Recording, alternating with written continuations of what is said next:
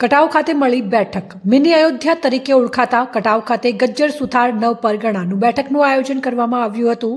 આ બેઠકમાં ગજ્જર સુથાર સમાજના આગેવાનો તેમજ યુવાનો અને મોટી સંખ્યામાં લોકો હાજર રહ્યા હતા।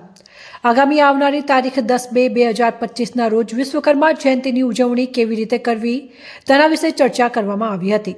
ઉત્તર ગુજરાત સુથાર સમાજ સેવા ટ્રસ્ટના મંત્રી બિજોલભાઈ સુથારે 2024માં ઉજવાયેલ વિશ્વકર્મા જયંતિની આવક જાવકના હિસાબો આજની સભામાં વંચાણે લીધા હતા।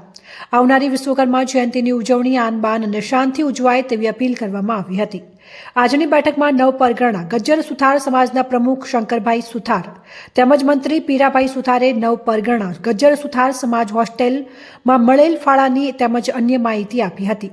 પ્રમુખ શંકરભાઈ સુથારે શિક્ષણને અને હોસ્ટેલમાં સહકાર આપવા અપીલ કરી હતી। આજની બેઠકમાં ગજ્જર સુથાર સમાજના આગેવાનો તેમજ યુવાનો હાજર રહ્યા હતા।